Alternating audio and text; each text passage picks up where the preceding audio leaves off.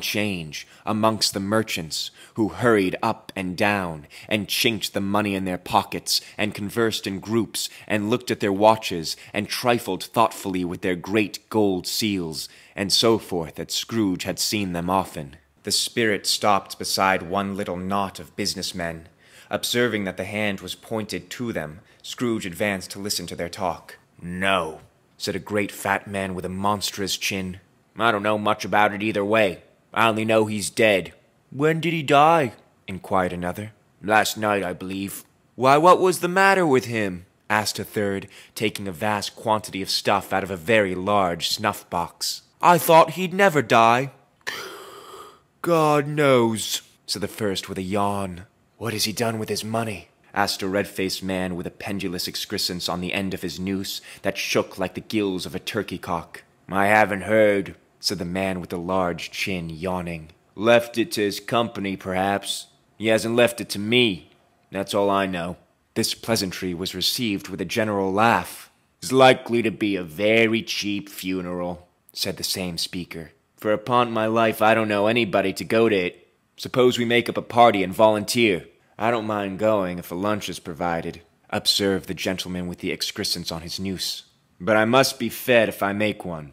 Another laugh. "Well, I am the most disinterested among you after all," said the first speaker, "for I never wear black gloves and I never eat lunch. But I'll offer to go if anybody else will. When I come to think of it, I'm not at all sure that I wasn't his most particular friend, for we used to stop and speak whenever we met. Bye-bye."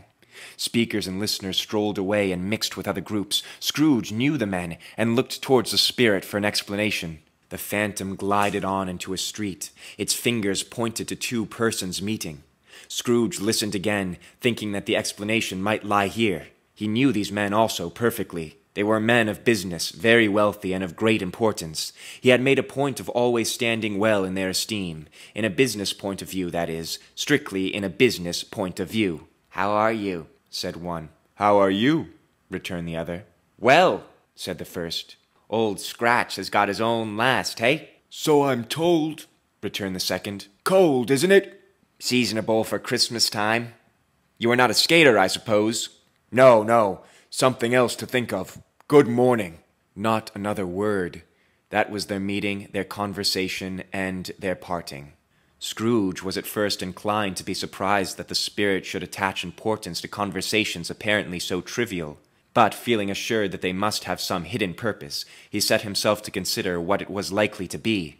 They could scarcely be supposed to have any bearing on the death of Jacob, his old partner, for that was past, and this ghost's province was the future. Nor could he think of any one immediately connected with himself to whom he could apply them, but nothing doubting that to whomsoever they applied, they had some latent moral for his own improvement, he resolved to treasure up every word he heard, and everything he saw, and especially to observe the shadow of himself when it appeared. For he had an expectation that the conduct of his future self would give him the clue he missed, and would render the solution of these riddles easy. He looked about in that very place for his own image, but another man stood in his accustomed corner, and though the clock pointed to his usual time of day for being there, he saw no likeness of himself among the multitudes that poured in through the porch. It gave him little surprise, however, for he had been revolving in his mind a change of life, and thought and hoped he saw his new-born resolution carried out in this. Quiet and dark beside him stood the phantom, with its outstretched hand. When he roused himself from his thoughtful quest, he fancied from the turn of the hand, and its situation in reference to himself, that the unseen eyes were looking at him keenly. It made him shudder and feel very cold. They left the busy scene and went into an obscure part of the town, where Scrooge had never penetrated before, although he recognized its situation and its bad repute. The ways were foul and narrow, the shops and houses wretched, the people half-naked, drunken, slipshod, ugly. Alleys and archways, like so many cesspools, disgorged their offences of smell and dirt and life upon the straggling streets, and the whole quarter reeked with crime, with filth and misery.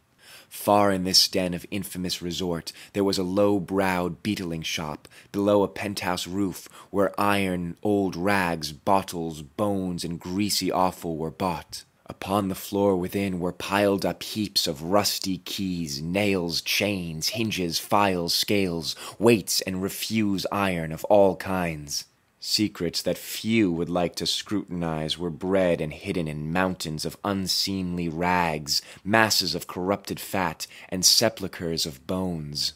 Sitting in among the wares he dealt in, by a charcoal stove made of old bricks, was a grey-haired rascal, nearly 70 years of age, who had screened himself in from the cold air by a frowsy curtaining of miscellaneous tatters hung upon a line, and smoked his pipe in all the luxury of calm retirement. Scrooge and the Phantom came into the presence of this man, just as a woman with a heavy bundle slunk into the shop. But she had scarcely entered when another woman, similarly laden, came in too, and she was closely followed by a man in faded black, who was no less startled by the sight of them than they had been upon the recognition of each other. After a short period of blank astonishment, in which the old man with the pipe had joined them, they all three burst into a laugh.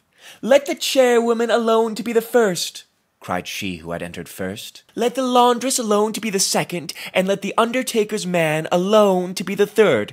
Look here, old Joe, here's a chance, if we hadn't all three met here without meaning it." "You couldn't have met in a better place," said old Joe, removing his pipe from his mouth. "Come into the parlor. You were made free of it long ago, you know, and the other two ain't strangers. Stop till I shut the door of the shop. Ah, how it squeaks! There ain't such a rusty bit of metal in this place as its own hinge, I believe, and I'm sure there's no such old bones here as mine. We're all suitable to our calling. We're all matched. Come into the parlor. Come into the parlor." The parlor was the space behind the screen of rags. The old man raked the fire together with an old stair-rod, and having trimmed his smoky lamp, for it was night, with the steam of his pipe, put it into his mouth again.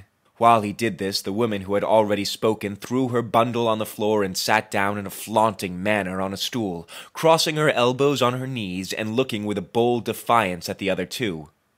"What odds, then? What odds, Mrs. Dilber?" said the woman. "Every person has a right to take care of themselves. He always did."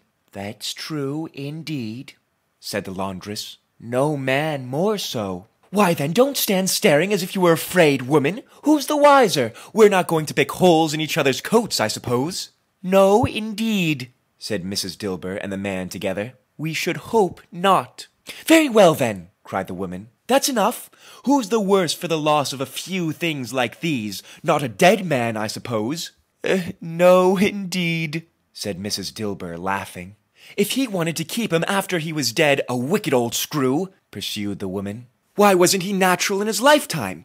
If he had been, he'd have had somebody to look after him when he was struck with death, instead of lying gasping out his last there, alone by himself." "It's the truest word that ever were spoke," said Mrs. Dilber. "It's a judgment on him." "I wish it was a little heavier judgment," replied the woman. "And it should have been, you may depend upon it, if I could have laid my hands on anything else. Open that bundle, old Joe, and let me know the value of it. Speak out plain. I'm not afraid to be the first, nor afraid for them to see it.